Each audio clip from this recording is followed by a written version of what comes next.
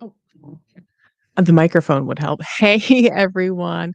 I am here today, Monday, rainy, cold day here in Pennsylvania, ready to talk to you guys about medical billing and coding. Hold on, I'm bringing on our Instagram friends real quick. I have got this camera so close to my face. I wish I had another camera hooked up. Actually, no, I can't do it that way. I wish I had another camera to set up to show you guys how close this camera is to my face right now because it's literally on a platform where it's like right here. Instead of like my camera is like my laptop is like back here. My camera is like way up here on an arm. It's crazy. Um, but yeah, say hello everyone. Great to see you all. I'm like ducking down because my camera is like literally in my face and I'm trying to see everything that's going on. Don't mind me. Anyway, so great to see you all. I might have to move. Hold on, let me move my studio maybe over here. Maybe that'll help me out more if I move that. Welcome everyone. Happy Monday. Great to see all of you. I hope everything is looking and hearing and doing all the stuff okay. Brought over my Instagram friends today. So I finally got Facebook working too. Facebook has been, I don't know why, for some reason on the streaming platform, it just does not like me, but we have to get onto the stream today because let me tell you, you guys. First off, I've been busy this month, right? Second off, we have a lot of questions coming in from everywhere about changes in 2025, book changes, code changes, like what's going on with the exams. So I always like to pop in and be like, "Yo, I mean, I got the latest. Let me tell you what's up." So, hey everyone, great to see you all back in the studio today, working on fine tuning some stuff. Grateful to have you all here especially in the busy month of December. I don't know about you guys, like I am struggle busing right now because there is so much cool stuff going on in December that I want to go and do and friends I want to go and see, but I also do not want to leave my house because it is cold outside. I don't know if anyone else is having the same thing where it's like I want to go out, but outside is cold, couch is warm. So great seeing you guys. Hello from Georgia, says Ella. We have Elle coming in here. We have Kia Williams. Hello, hello, hello to you guys. So what I want to do is clicking around. I used to have this down to such a science, and now I'm trying to retool how I do the streams. So I gotta click on things instead of using my buttons. I said all that to basically say, "Hey, everyone, welcome, and here comes our intro."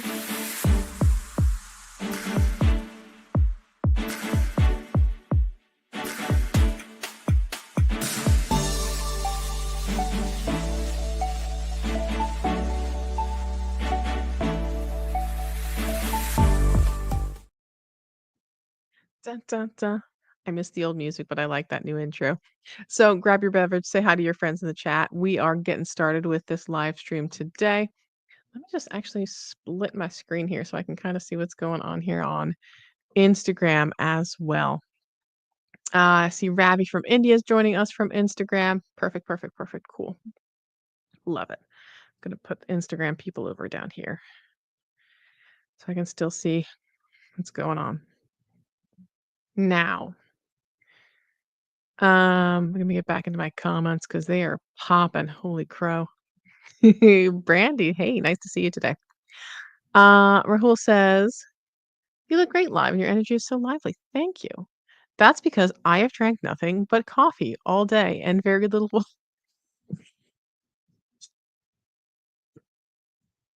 Anyway, guess what finally came in the mail last week and is sitting back at home, but I still have it. It is my copy of, where is it? My copy of AAPC, the magazine. Let me show you guys. So if you are a member of AAPC, you get, as part of your membership, AAPC the magazine, which is a super cool benefit of AAPC membership. Where's my little, there we go. And I am on the cover of the magazine this month, which is awesome. Very excited, very thrilled. I hope you all took a chance to read through the articles in the magazine, not just the one that I'm in, and get your CEU that you get doing the test yourself.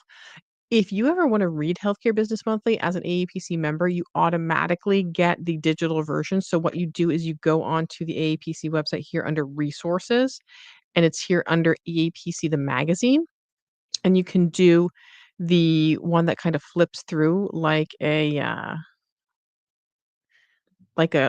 digital magazine, and then they also have just the downloadable PDF, so you can do this kinda thing, or you can just download the whole PDF and you just scroll through it like a regular PDF, and it's great. I feel like I'm just ducking all over the place because of how my monitors are set up right now. Hello, Pam Vanderbilt. How are things in sunny Florida?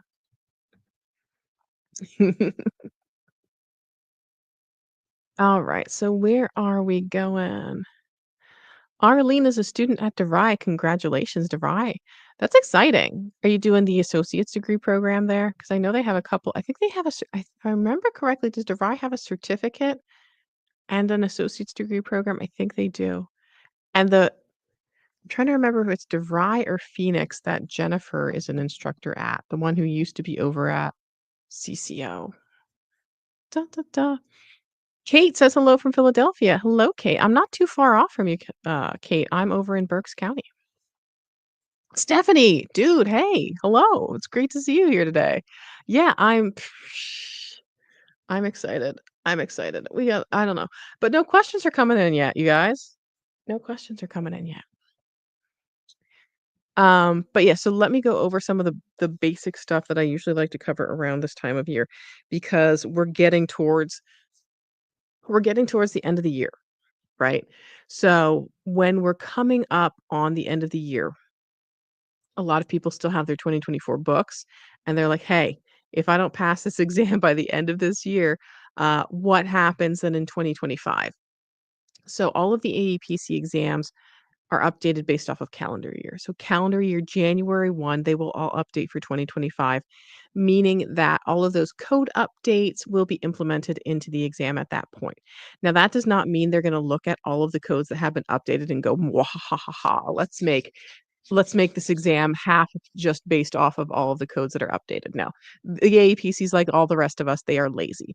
They are going to look at whatever codes they have currently in their test, and they're gonna go, "Okay, did any of these change?" And if they did, they're just gonna tweak those. They're not gonna develop brand new questions specifically because some of the codes have been changed. They might add a few in if there's brand new codes, and then they're gonna just change whatever ones that the code selections have changed. So, you have to kind of evaluate your risk at that point. Like, if I would hate for anyone to not pass an exam in 2025 and be like, "Oh, if I'd have just bought the 2025 books and not used my 2024 books, maybe I would have passed." Um, because that is like there's a slight possibility because there's only that small percentage of codes that change, right? But it is a possibility. So it's a personal decision of like, how much risk am I willing to take? Do I want to take that risk that I might be that person who's like, "Oh my God, if I have that that shred of doubt in me now that I'm like, oh, would I have passed the exam?"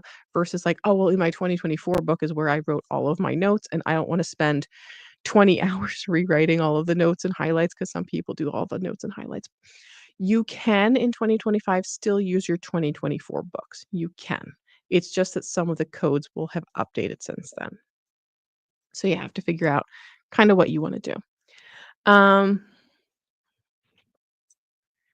da, da, da, da, da, da, da. Newly graduated CPCA, the job hunt is a nightmare. What could I do? So, a couple of suggestions there. First thing you need to do is make sure your resume is updated. I have a few resume videos. One of the top things you want to do is at the very top of your resume where your name is, put your credentials right after that. Set up some job search alerts. One of the things I would do, like, let's say I'm looking for a job right now, what would I do? So there's a couple places I look. I check Indeed.com, I check Google Jobs, and I also check LinkedIn. Let me get into Google Jobs real quick and see what we can find. So let's see here. What I would do if I was searching for a job as a newly certified coder today. Where is my come on, Victoria. Oh. Present, share screen. I need to get these buttons working again. Okay, here we go. So if I was a newly certified coder, I'm looking for a job. Come on, where's that? There we go. My gosh. If I search, let's say medical coder, what's going to happen is I've got 6 jobs matched. That doesn't seem right. Medical coder, medical coding. Maybe Google Jobs is not as Google Careers. That's not what I want at all. I want Google Jobs. Hold on one second. Let's boop over here. Google Jobs. Why is it not working right? Now it's Google Careers and stuff's not coming up. Hold on. What the heck happened here? Did they do this? It's because it's set up to some weird location maybe. Clear filters. It's only showing up. That's so weird. Okay, let me go back. Let me try Indeed instead. They did something weird to Google Jobs. All right, let me try Indeed. I'll get you guys over. Da, da, da, da, da, da.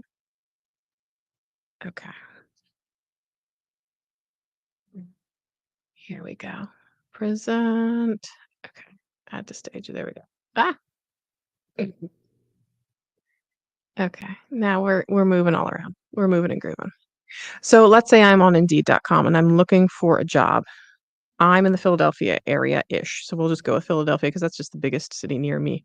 Medical coding.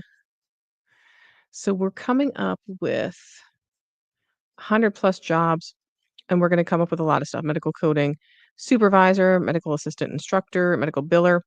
What I like to do is instead search to like ICD-10, and then we'll bring up a lot more jobs that might be coding adjacent. So jobs that might not have that title medical coder, but they're looking for someone with medical coding skills.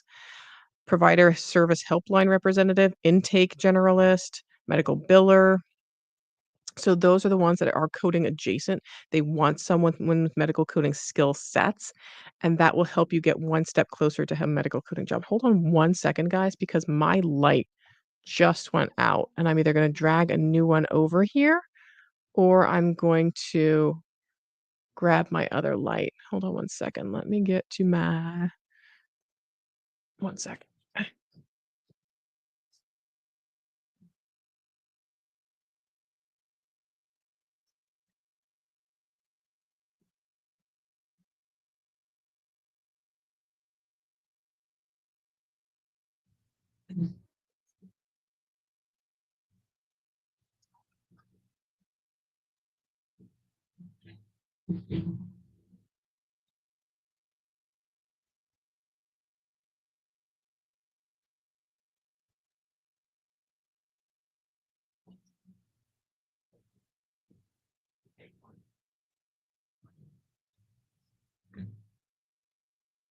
Okay, we're sorry about that. My light went out and it was bothering me.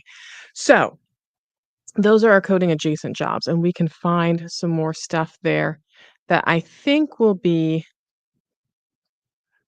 um, better applicable to some of those entry level stuff. You can also filter in a lot of these. So let's say I'm looking for a job here and I want remote, I can set to that, but also experience level. Now this is a little touchy, but you can set it to like entry level and it will hopefully filter down a little bit. So those are some of the tips that I have. Also on the main channel page, I do have a whole job search playlist that you can check out. So there's more information available specifically for job search there. I'm gonna check on my Instagram friends. They're just kind of popping in and out here. Okay.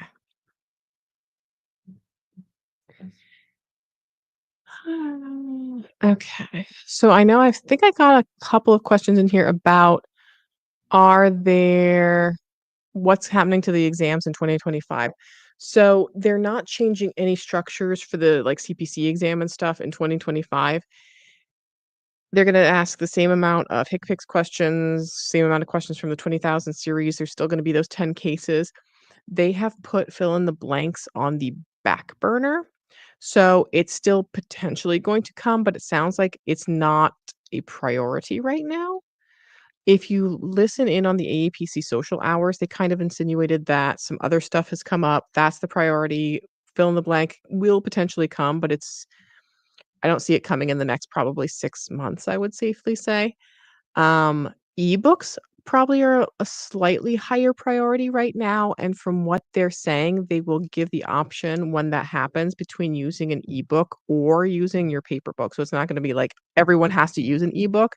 It's going to be if you want to use an ebook, you can use an ebook. If you wanna use a paper book, you can use a paper book. And then we still have, I'm sure, the same criteria as far as paper books, like you can't write your study guide into your paper book and you can't write practice questions into your book, but you can still make notations and highlight and circle and tab and turn it into a cute little arts and crafts project if you like.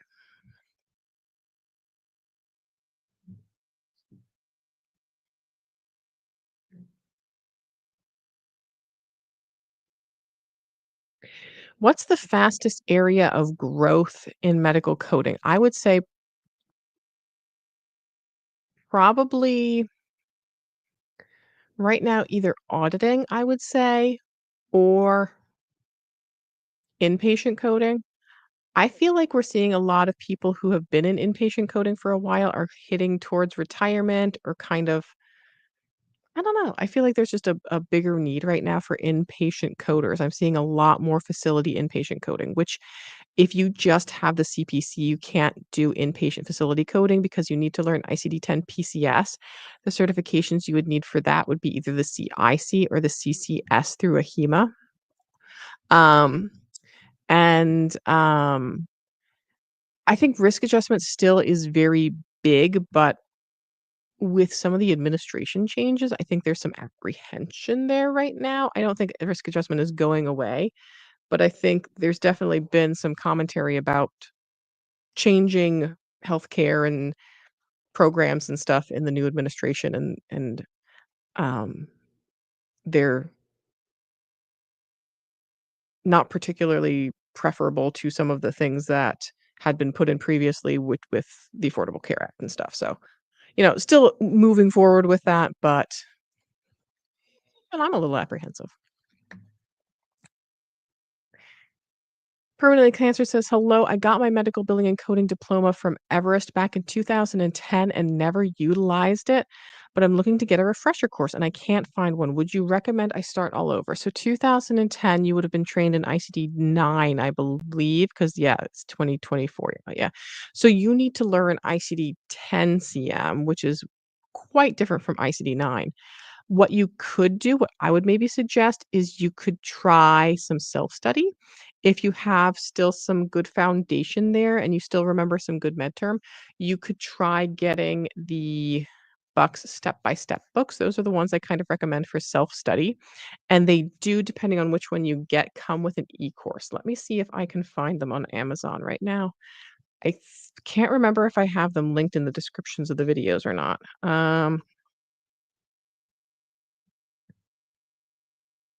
2025. Yeah, here we go. So, is that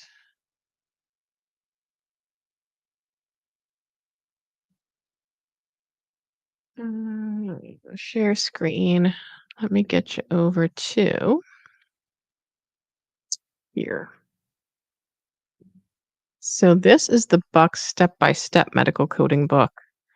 They have a workbook too, but this is a really good training manual. And I think they include does this one include the online course? A lot of them have like an online course you can redeem as well. I don't know what's going on with the answers for the 2025 because what happened was in I was recommending it to so many people that in 2023, they would give you all of the answers to the case studies. And then in 2024, they took a bunch of them away, I guess because the teachers were complaining that their students had answers to all of the questions. So I'm not quite sure if they you don't need to see what's in my oh no, that's my Christmas presents for my family. You don't need to see what's in my cart. How my cart go away. I hope my brother and my sister aren't watching this right now because I my cart's full of their Christmas presents. Anyway, this is this is maybe why I've got some comments about how I'm not professional. But in any case, um, the step by step books, I don't know if this one exactly does. I could probably read through it and check, but a lot of times they'll give you a code to redeem for an online, like, at your own pace course. It's not the greatest course in the world, but it is something. So you could feasibly, if you just want a refresher, like, buy this or whatever the one is that has the course included, or even just the book if you're a good book learner, and that'll kind of take you through it. And I like these books. These are the ones that I used to teach with when I taught at my local technical school, and a lot of people still utilize them, and a lot of people prefer them to some of the AAPC materials. Everyone has their own preferences. Oh, and it says it's gonna be released December 11th, so 2 more days, there you go. I'm getting a lot of comments, you guys, so I just wanna make a quick statement that if you feel like I'm ignoring you or that I'm not getting to your question on purpose, it's just because there's a lot of questions coming through. So, um questions that have a super chat attached to them will draw to the top and get my attention, but otherwise, I just kind of pick them as I'm going through because we have over 100 people on the stream right now. Ronnie's asking, "Hi, Victoria, have you heard of long-term contracts? I have been seen in long-term contracts for over a year, and I haven't had an end date. It keeps getting extended." Yeah, I know some coders that they do really well at whatever company they're working for, and they get long-term contracts for maybe a year, and then they're so great that they just find another contract or another project for them. So yeah, I've seen that. I've seen that for quite a bit. Sometimes they do um hire those coders on kind of full time with that company, and then you maybe get benefits and stuff that maybe other contract coders don't. So it really depends on the company. I actually need to bring some people on. I was talking to some of the people from a couple different recruiting firms recently and a couple of different coding organizations, and I really need to start getting in doing some of the virtual interviews instead of just relying on doing them at conference. Although I am looking forward to our Orlando conference in a few months and seeing everyone there and bringing on some people. I should probably already start sending out a couple of emails because I think there's a few people I want to reach out to and see if they'll do an interview with me while we're at HealthCon because I know they're gonna be speaking there and stuff. Hey, Natasha. The Real K asks, "Health administration degree or HIM?" I guess it kinda depends on your career goals. HIM is really more so health records, health data. Um, Administration can do more things along the lines of, like, practice management type stuff. Both are good choices. I don't think you can really go wrong with either.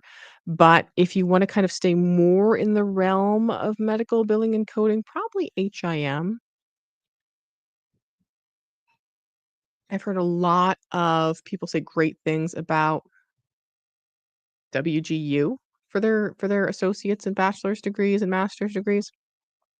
If I was gonna do it, which I don't think I would have a reason to, but if I was gonna do it, that's probably where I would start looking because I like some of the structure that they have there that I hear about. I love that Pam Vanderbilt's coming in here and, like, helping out the questions that I'm not getting to. Thank you, Pam. Oh my gosh. I heard some medical recruiter jobs are being outsourced. Is it worth going back to pursue this career? So let me tell you, there's a difference between outsourcing and offshoring. So outsourcing is we still need that job done. It's maybe not done at the hospital. Well, so let's say we have, 10 physicians and they all need coders and they work for a big practice. They can outsource it to a billing and coding company. So there's still coders that work that job. They're just not maybe directly employed by those physicians. They're like, "Hey, we don't want to worry about this. We're just going to hire someone else to take care of all of our billing and coding and revenue cycle stuff." So that position, that seat still exists. It just doesn't exist internally. So that's outsourcing. Offshoring is when it's taken outside of the United States. So we might have coders that are in the Philippines, Egypt, India, Pakistan, I think I'm seeing now, that are coding US medical records. That comes with a lot of risk, because there have been cases where there's been data breaches and the US-based company is held liable for those despite the fact that it should be the, external offshore company's responsibility. And offshore coders do not get paid what US coders make. The whole purpose of that offshoring is because certain organizations just, think, "Oh, I'll just save a bunch of money. I'll pay these people who work in a different country a lower amount, and then I don't have to hire people that I would have to pay benefits and stuff to here." We're actually starting to, I think, see a decrease in that now because of those risks of the data. Like, we have enough data, data risks of things going on here just within the United States, and then when we add in, like, let's take all of this information and send it offshore, that kind of adds an extra level of liability there.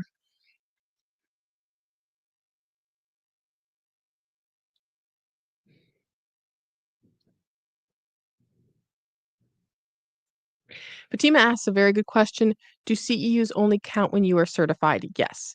So if you go to a chapter meeting and you're not certified yet, you're welcome to go to the chapter meeting not certified, but you don't earn continuing education credits until you receive your certification.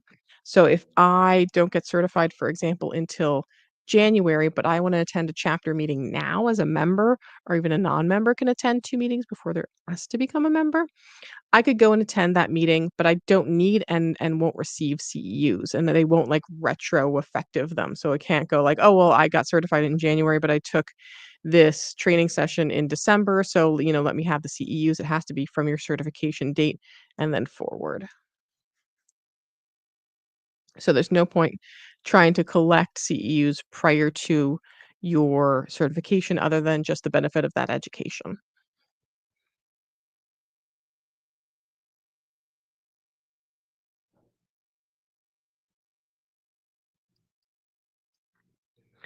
Dolly asks, as I'm from India, can I get a remote job in the US as a medical coder after getting the experience?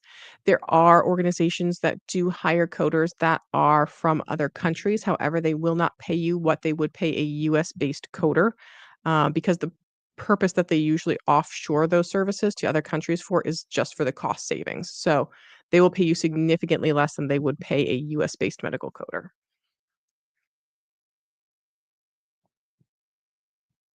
Pam says that Florida passed a law in July 2023 that severely restricts the ability to offshore PHI. Yeah. Yeah, I believe it. It's a risk if and it just becomes complicated. It's nothing more than that. If I, as a US based medical coder, got a hold of Britney Spears mammogram results and decided I was going to sell them on, the black market, I would have someone knocking on my door and they would say, "Hey, Victoria, you've breached HIPAA. You're going to lose your certifications. You're not going to be able to practice medical coding in here anymore. I would be blacklisted. I wouldn't be able to work in this industry anymore, and I would face all kinds of charges." If someone who's not in the United States is trying to be held, liable for violating HIPAA, it gets more complicated. It's harder to find someone who is in a foreign country and, knock on their door and be like, "Hey, you're not allowed to be certified anymore, and you have to pay penalties," and all kinds of stuff. So,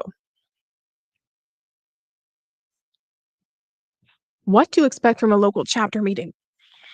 I love my local chapters. I was just out at the Harrisburg chapter for their seminar because I just like going out and visiting my local chapters. It took me like an hour, 20-minute drive to get there, even though I have chapters that are like 25 minutes away from me. Um, but I just love going and connecting with people in person.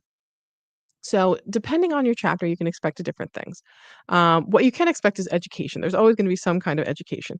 Some people get better speakers than others. Some people have chapter members or chapter officers come and speak. Excuse me. But you can always expect that, there will be a meeting of some kind where they will present a topic. It might be ICD-10-CM updates, it might be cardiology, it might be career development, and they will offer CEUs. Oftentimes, local chapter meetings will often have, information about jobs that are available. Some of them are better at this than others. Sometimes there aren't jobs that anyone knows of, but oftentimes the chapters will be like, "Hey, if anyone knows of any jobs or is hiring for someone or looking for a job, they'll give you some opportunities for that as well." There are some that just have networking events or fun events. I think, Pam, didn't one of your chapter just have something recently where they just had a kind of like a fun, let's all get together and network and stuff event? But yeah, if you are an AAPC member, you are automatically assigned a local chapter based off of whatever zip code you're registered with. They'll see whatever zip code you're registered with. Whatever local chapter or zip code is closest to that, you'll automatically be assigned to, but you can change it on the website.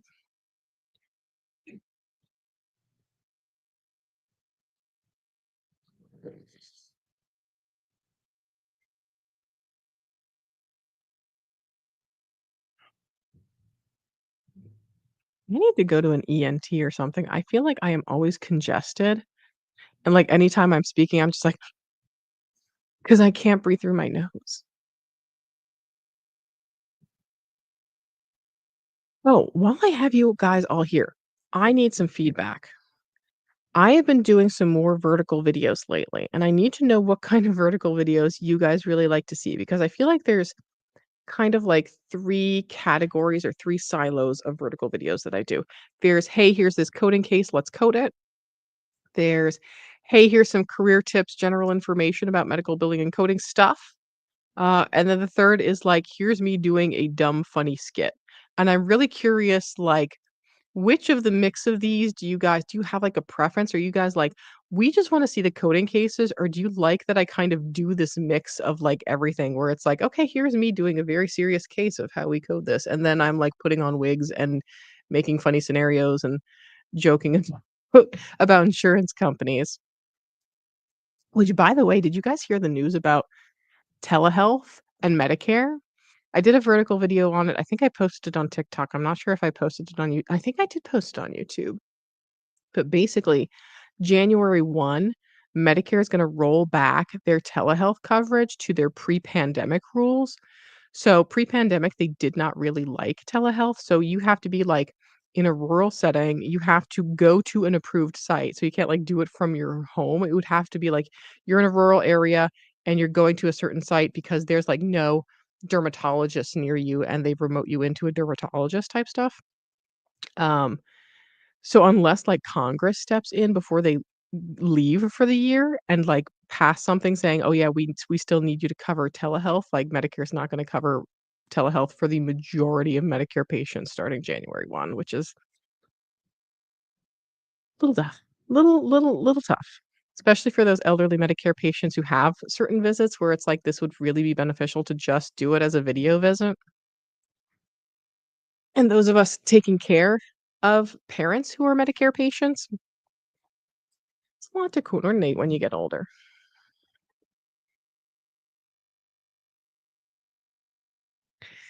This is a great question from Crystal. So, when you are being interviewed, how do they test knowledge? Is it through a multiple choice test or as a written style test? Also, can you do more real world case studies? So, when you're testing for a job and they're like doing a proficiency exam on you, it's usually a fill in the blank type of question. When I used to test coders when I was a supervisor, what we would do is we would look at some of the common things that we saw in our department and test on that, and it would just be a question and then a blank, like, we wrote it up in Word. One of them might be like, how would you code for a flu shot for a Medicare patient? Because we saw a ton of flu shots, so we would wanna see if that coder first off knew how to code a flu shot correctly and if they knew the right code for a Medicare patient. So maybe we would see, okay, well, they didn't get the right code for Medicare, but they got the right flu shot code. So they're kind of the way there. So it was less of an assessment of pass fail. You have to get this, this, and this right. to get the job. For me personally, when I was hiring people, it was more of like, okay, where are their strengths and weaknesses? Because maybe they did really well in surgery, but really bad on E&M, and I could shuffle some things around and put them on surgery. So, yeah, they're not gonna be multiple choice. They're gonna be fill in the blank. I've had some that were extensive. Like, I've had companies where they're like, "Hey, we need a part-time E&M coder," and they've sent me cases, and I'm like, I don't know what you want me to do with this. I cannot ascertain if this patient is in a nursing facility, if they're inpatient hospital, outpatient. I don't know if this is a new patient. I don't know if this is a they're sending you notes and it's like, I need some context here.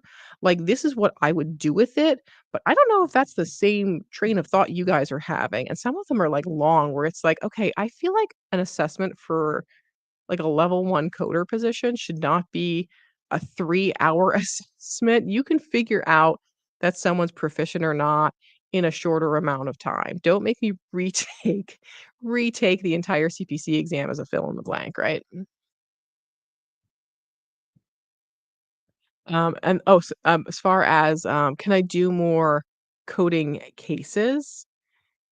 Yes. So, YouTube actually prompted me to do this a little bit more this month. They're like, "Hey," I don't know if this went out to all YouTube creators or just certain ones, but I got this little notice that's like, "Hey, if you post 2 members only posts and 2, members only videos, we'll give you a little bonus." And I'm like, "Oh, you know what? I really should post some members only videos." So I have 2 members only case studies that posted this month. So that might be kind of what I move towards, is doing some more paid members only exclusive case studies in addition to the ones that I already have. Um, because I can shoot those somewhat easily and they are helpful, but it would push some people maybe towards that, like, at least I think the cheapest tier is 99 cents or $1.99 membership. So there will be some that are member exclusive, and then I'm gonna do some case studies that are just public for everyone as well. Yeah.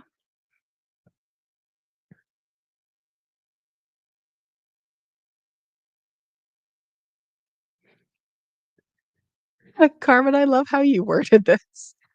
Carmen says, "I've been coding risk adjustment for years. The only thing I've done, I forgot how to regular code. Do you suggest taking a coding course?" I'm assuming you mean CPT coding, like if you're doing CPT, ICD-10, like Profi type of coding stuff. Um, if you still feel like you've got a decent grasp of some of it, I would suggest kind of checking out the step-by-step medical coding books, because that might be a good refresher rather than having to take an entire course again, or at least be a jumping off point, like, "Okay, well, I invested the money in this book, but now I'm realizing I might need something else or a practice exam or uh, a study guide, or maybe I wanna take a different certification, or maybe I wanna take a review class," but at least then you'll have kind of that jumping off point there to kind of evaluate where you're at. But this is a great book. I think I have it linked in the description, but I'm not sure.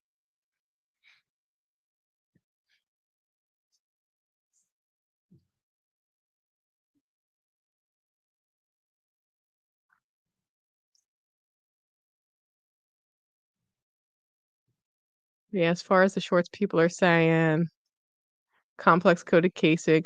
You know what's cool though? I love YouTube recently made a change to their shorts, their vertical videos. They used to limit you to 60 seconds, and when I tell you, I would have to lament over trimming down milliseconds of videos to try and get them under 60 seconds. There were certain videos that I'm like, "I can't, there's no way I can trim this down to 60 seconds. I can't upload this to YouTube," but I could upload it to Instagram Reels because they allowed, I think, 90 seconds, and TikTok, I could do up to 10 minutes. So now YouTube will allow you to do up to 3-minute shorts, which is a lot more amenable to doing a coding case than 60 seconds. So I might be able to squeeze in some more vertical video cases. Sometimes it's hard to do the format because I feel like people maybe wanna look at the question as I'm going through and being like, "Here's where you look in the book, and here's how you do this." But having that and the book on the screen in a vertical where people are literally watching on a screen like this big, Can be a little difficult. But you know me, I'll do what I can. Sarah Lee says, "Hello, I'm planning on taking the CPC exam soon. Do you know if you pass or fail right away after taking the exam?" Just about right away. So the official guidance is 7 to 10 business days. I don't think anyone's actually waited 7 to 10 business days since we went electronic. It's not instant, but it's usually within a few hours. And what they'll do is they'll send you an email that says your exam results are ready, and then you can log into your AAPC account and see your results there. So that usually happens within a couple of hours of taking the exam. Stephanie asks, how to remove the CPCA after passing the exam? Do any programs exist or assist? There are a couple different ways. So the traditional way of removing your apprenticeship status is to get 2 years of coding experience or experience working with codes in some capacity. There's a couple of things that will each take off 1 year off of those 2 years. If you went through a formal program and can prove that you had 80 contact hours of training. So if you went through like an approved instructor, you went through the AAPC, or you went through a college or technical school that can print you either an official transcript or something official from the school on their letterhead saying you had 80 contact hours, not that you just completed stuff, but you had 80 hours specifically, that will remove 1 year. The other thing that will remove 1 year is AEPC's Practicode. Let me see if I can bring that up. And Practicode is basically some redacted medical cases, and they just give you blanks. So it's not multiple choice. It's literally like, here's some blanks for CPT codes. They'll give you maybe like 10 spaces for blanks, and they'll be like, fill in the CPT and the ICD-10 CM and the HCPCS and the modifiers and everything. And they don't tell you if there's 3 CPTs and 10 ICD-10 CMs. You just have to guess and get them ready. And when you finish and pass Practicode, that will also take off 1 year. And that you have to pay for Practicode unless you got an AEPC bundle of some kind that included it. So yeah, so if you got the 80 contact hours and you complete Practicode, that will count for 2 years of experience as far as removing the apprenticeship status. It won't count as 2 years experience in the eyes of employers, but it will make you eligible for some of those positions where they specifically say no CPCAs, because there are recruiters out there that they don't know the difference, that they're hiring for a lot of healthcare positions. They don't know what a CPCA versus a CCS versus a CIC. They were just told, we want CPCs, we don't want CPCAs. Don't hire CPCAs. So they might put on that list, don't, well, we are looking for a CPC, no CPCAs. So that way you will be eligible for some of those positions, but not for the ones where they're like, "Hey, we want, 2 years, 5 years experience," because they won't quite count that as experience. Externships and stuff do, which reminds me, if you are looking to get into medical billing and coding, and you're looking for a training program, or you just wanna know more about a career in medical billing and coding, I would highly suggest that you check out where did my banners go? Hold on. There it is. I would suggest that you go over to medicalcodingmasterclass.com, because that is the free career masterclass that I put together all nice and professional. And it will tell you like, what is medical billing and coding? Who is this good for? What certifications are they looking for? And it'll tell you more about Preppy, which is the program that I recommend. If you're looking to get into medical billing and coding, don't wait until 2025, because the 2025 books are already out. They're just gonna train you in med term for the first several weeks anyway, so there's no point in like, "Oh, I'm gonna wait until 2025." You might as well just sign up today. Honestly, you might as well sign up today if you're just gonna sign up, for medical billing and coding training, and you can find out more about Preppy over at medicalcodingmasterclass.com, and you can sign up there for free. That's my pitch. And I love them. They take such good care of my viewers. I love seeing in the comments about everyone who's doing so well at Preppy, that they love the program, that they're signing up for their externships. Like, it's great. It's great. I'm gonna take a drink here real quick.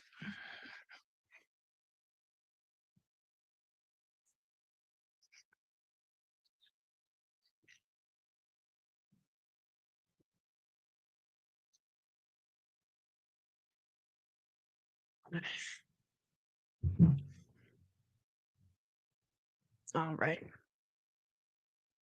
Hmm. I'm gonna move my screen up here so I can see myself a little bit better, I think. 1 second.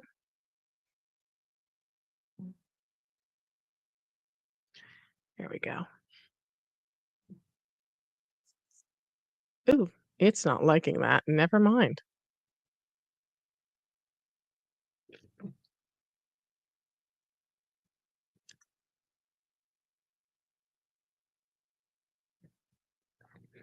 Rudy says, I took my exam through the NHA with the university. It was a 6-month program. I took the exam and was able to see my results as soon as I finished. That's great. So yeah, it looks like for the ones through the NHA, you get instant results. AAPC, CPC certification, though, it usually takes a couple hours. Carla says, I am currently taking a boot camp style coding class, and our instructor used your videos to help us code. Awesome. I love that. Let me move my people, at least from Instagram, over here so I can see what's going. No, don't move that to my other monitor. I want it over here. 1 second, just moving my stuff around. There we go. Okay, cool. Arlene says, what books are used for the CCS and CCA for 2025? I believe ICD 10 CM and PCS are the books. Let me double check them. For CC. If anyone knows it off the top of their head faster than I do, feel free to shout it out. Let's see there. Okay. I have the 2024 ones. I don't know if they've updated this for 2025 yet. ICD-10 CM, CPT, and yeah, so the AMA edition of the CPT. So ICD-10 CM, PCS, or CPT. I don't know if they've made any changes to this for 2025. Let's take a look. Books 2025. HEMA is different from AAPC, and I'm not always up to snuff on all of the changes that a HEMA has. But I would imagine it's just the same versions, but the 2025 versions of ICD-10 CM, PCS, et cetera, et cetera, et cetera.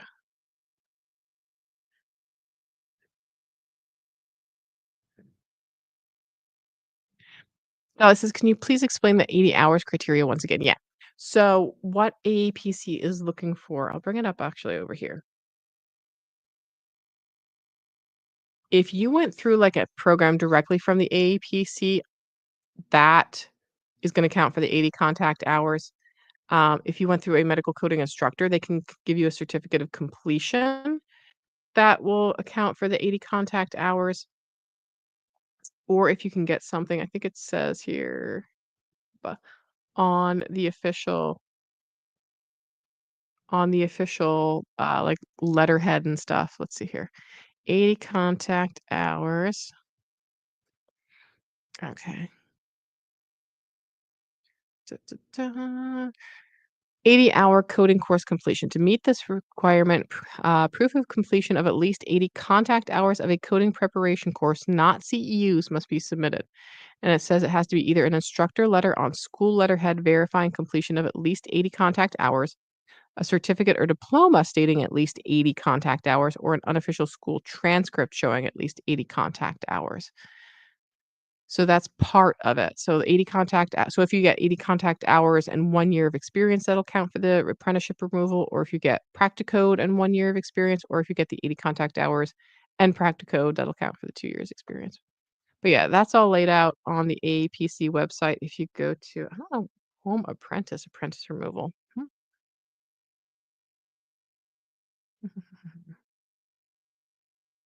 Yeah, I just Googled, I think, AAPC apprenticeship removal and then made sure I clicked the one that's from their official website. And then you have to submit it all to the AAPC to be approved. I think is it a portal now? Yeah, so you just enter like your member ID and you can submit all the information there. It's not like a email them stuff like it used to be. Fax them.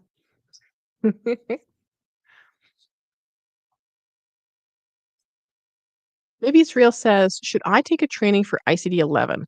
If you're in one of the countries that's utilizing ICD 11, I think it would be a good idea. Right now, if you're in the United States, I wouldn't say it's necessary. I'm not hearing much movement at all that anyone's planning on the move to ICD 11.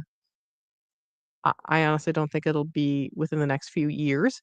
So I would hate for you to take training in ICD 11 and then have to take it again if they don't want to implement for 5, 6, 7 years. So I wouldn't make it a huge priority.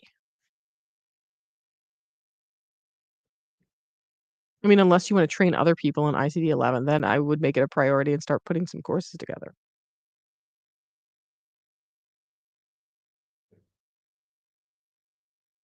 Question says, "I'm currently working on my CCS. Did I make a mistake and should have went for the CPC?" No, absolutely not. Like, both are great credentials. They're both great organizations. I have my personal preference. I will fully admit my bias towards the AAPC. I have no problem doing that.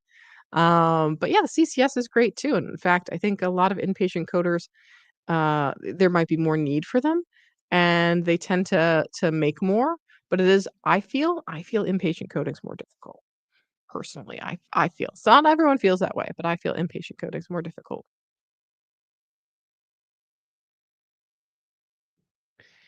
Jess says, "Is the CRA coding course good to take long term?" I'm not sure what the CRA coding course is.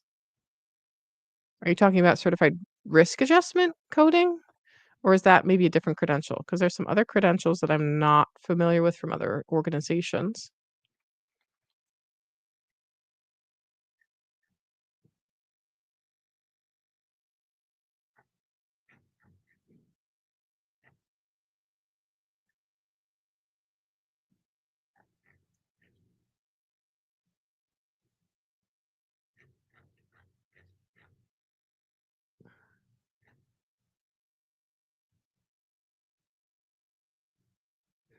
Jay McClure says, "What is a preppy externship experience like?" They have a lot of different programs that they work with. So since Preppy is an online program, they will almost definitely give you an online externship. But if you have questions about them, I would reach out to Preppy directly because are more intimately involved with what they currently have available and have been doing recently. And you can contact them at help@preppy.org and they can help you out. Okay, risk adjustment. Yeah. So, um, is risk adjustment good to take long term? Absolutely. Yeah, I think there's a lot of work still being done in risk adjustment and will be. Um, so I think risk adjustment's still a good one. And even so, like you'll still need that ICD-10 CM experience. I think there's still a lot of quality care programs and a lot attached to diagnosis codes and the funding for that. Maybe it's Ray asks if I have the RHIA, is CCS necessary? I have seen quite a few employers that they don't consider the RHIT and RHIA coding credentials. So oftentimes they will still request that you get a coding specific credential like the CCS. It depends on the employer and the job. So I would kind of take a look at what jobs you're considering and see if they will also take the RHIA or if they would also like you to have the CCS.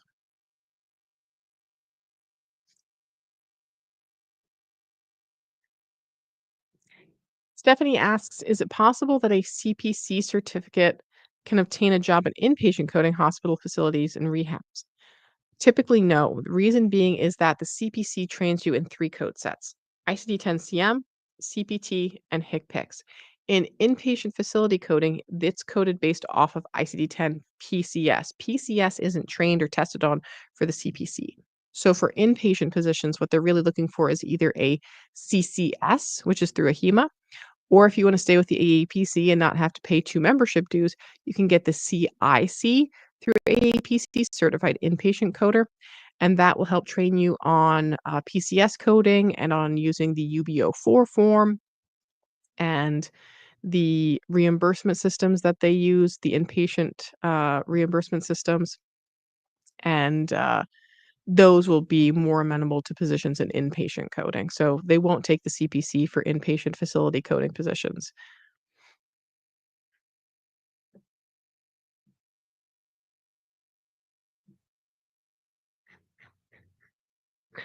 Mr. Friendly, I apologize. I did not see your prior question. If you're having questions though about Preppy, you can contact them at help@preppy.org. But yeah, I don't see your prior question because there's a lot coming in.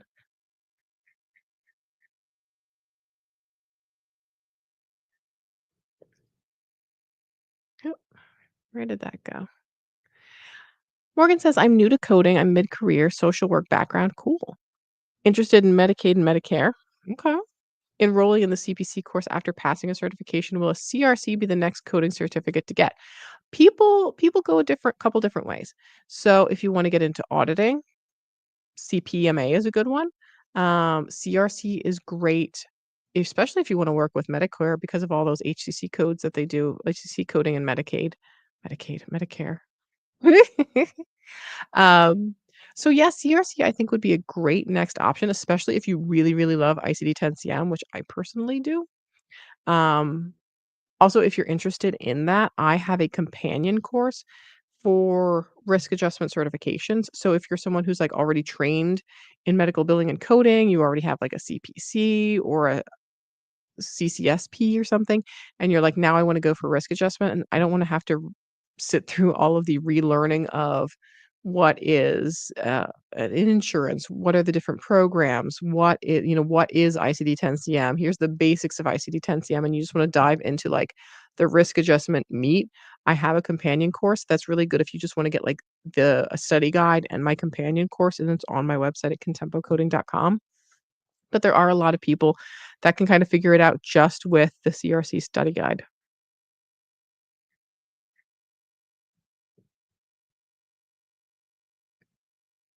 Gemini says, "Preppy is good. I've been with him a few weeks."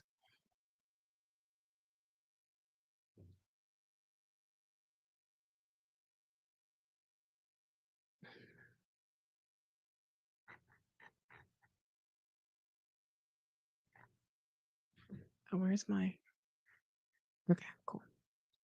Uh, what have I got here? Where do I start? Ash says, "Where do I start?" So there's a couple places you can start. So if you're like, I don't know anything about medical billing and coding other than I want to figure out like what is it and is it right for me and where should I get training? There's a couple of places you could start.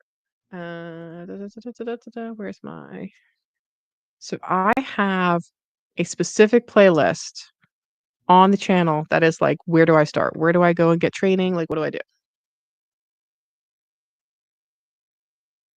If it decides to load. There we go.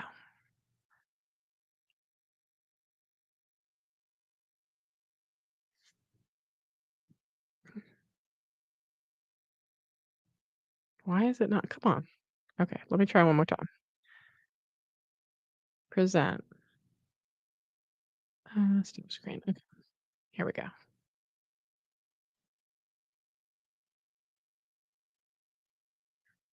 There we go. Okay. So on the main channel page, down under the playlists, there's one. Here it is. Want to become a medical coder? Start here. So if you're like, tell me everything, I want to know all the things about medical coding, like how to become, what is billing versus coding, is this right for me, an introduction, salary information. I have this whole playlist you can binge. The other option is you can go over to my masterclass, which is over at medicalcodingmasterclass.com. And that will tell you like everything you need to know, full roadmap, like here's the certifications you should get, here's the types of training you should look for. If you're this type of learner, you might want this. If you're looking for something budget friendly, I definitely have a recommendation for you, which is Preppy. So if you go there, you can find out like here's everything you need to know. Here's all the different resources. If you want to know my recommendation of training program, it's Preppy, and here's where you can sign up. And they have a lot of really cool resources and stuff there too. So I really like them. They take really, really good care of my viewers and stuff.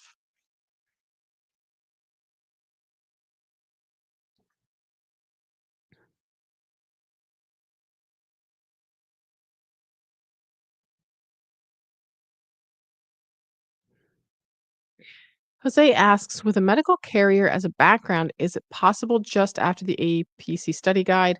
and go straight to the test. I mean, you can try it. You can get the study guide. It'll come, I think, with 50 practice questions. So you could get the study guide, kind of look over it, go through the practice questions and see how you do if you're trying to like save some money. And then if you don't do so well, then you know that maybe you might need some more formal training. I would also again recommend, and I think I have it in the video description, the step-by-step medical coding book. Let me see if I can. They also have this in an ebook, but it is available on Amazon if you want to get the paper edition. Here it is. No, that's not the one. Go. Ah.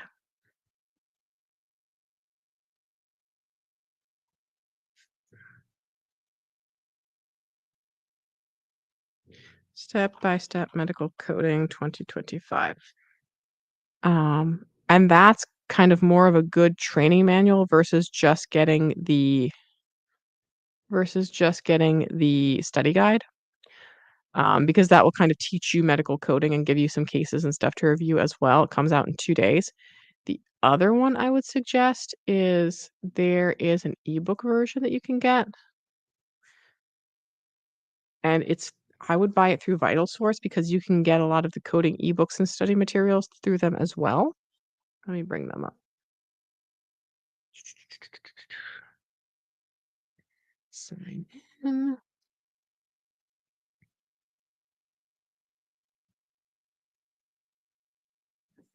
Okay, so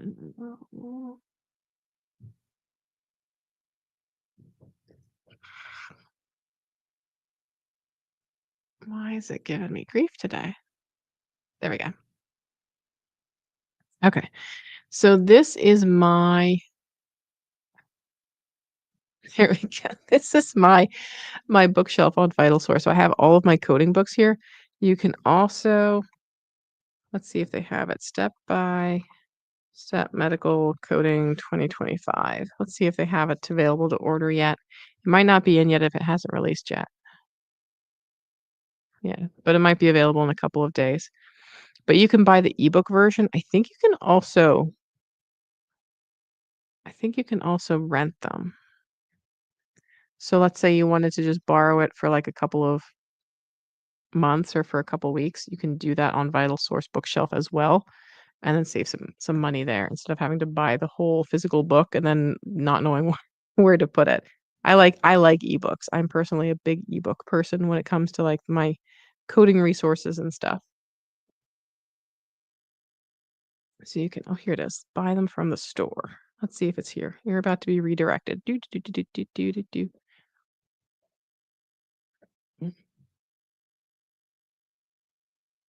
There we go. Okay.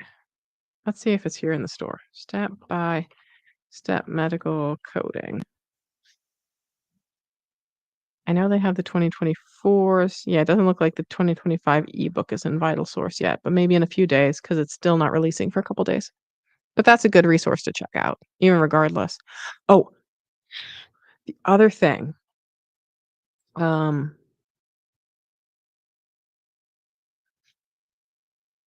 the one other resource I want to mention.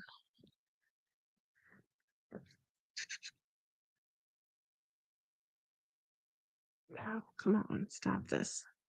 Study. My share screens are just acting wild today. Here we go.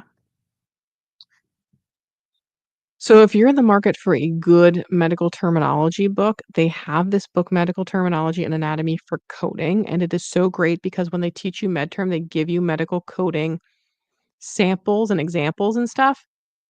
You can rent the ebook version here, so if you just wanna read through it and be done with it, like, you can just do that for a lower price, or you can get the ebook, or you can get the paper book off of Amazon as well.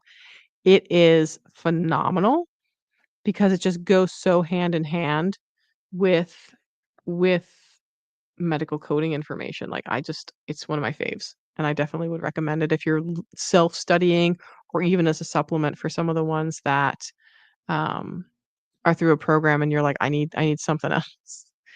Um, I'm just gonna take a couple more questions because 'cause I'm a little over time. Any updates for the CPC pattern? Nope, nothing's updating for 2025 other than the codes.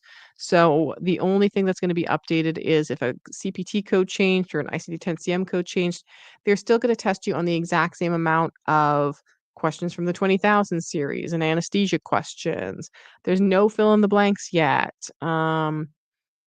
We might next year start seeing the option of using an ebook, but there's no exam pattern changes. They're not changing anything, significant really yet. Yeah.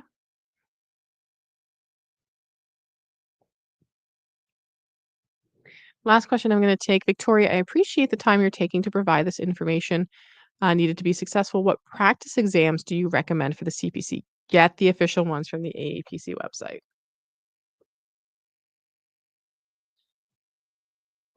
Couple of reasons. Um, some of the ones that you see out there, they are not they are not the best. Um I'll see people sell things on, like, Etsy or eBay or even Amazon, and oftentimes what they did was they just, like, found something online that was an old practice exam from 2016 and, like, tweaked it and changed it and, threw it into some digital download that they're just trying to kind of make a buck off of. So, you don't have to worry about that with the official AAPC practice exams. Let's see if we got them here. CPC. So they have a couple of different bundles. Bundle A, B, C, and bundle D, E, F. One's just as good as the other. It's not that one's gonna prepare you worse or better for the exam. They're both fantastic. Each letter here is 50 questions. So there's bundle A is 50 questions, B is 50 questions, C is 50 questions. So altogether, it's like 150, I think, questions. Yeah. So if you wanna buy both of them, you can. But what is amazing about these practice exams is that they mimic the actual exam. So you can start getting familiar with how to skip questions, how to open up the notepad, how to use the calculators that are in there. So you know how to function through all of those tools. So you're not trying to figure it out on exam day. It also has the timer so you can check your time. So I really, really, really recommend that you go through the official AAPC practice exams because those are really going to be the best to prepare you. I know there's some more budget-friendly options out there, but oftentimes when you're even buying the CPC exam, they will have bundles that they'll include things for free, like a practice exam or like a study guide. So keep an eye out for those, especially around now where we're having Black Friday deals, Christmas deals, end of year deals. Like, look out for that because they oftentimes do have those deals where they'll include practice exams or include a study guide or both with your exam fee. So definitely check out the AEPC website and keep tuned in for those deals. Anyway, I'm a little bit past my time right now, guys, but I've been having a great time and there's so many people. I feel like if I schedule these a few days in advance, I seem to be getting a lot more people, which is amazing. And I'm so grateful to have all of you here. Definitely let me know if you want me to amp this up and start doing live streams more often. Like if you need me weekly, bi-weekly, like I don't know, like let me know in the comments. And if you're catching this on the replay, give me a hashtag replay and definitely let me know well about the frequency that you guys want me to come in and live stream and also about those vertical videos because I'm really curious about those as well. I had a great time hanging out with you guys. I will see you guys soon. Until then, just keep on coding on.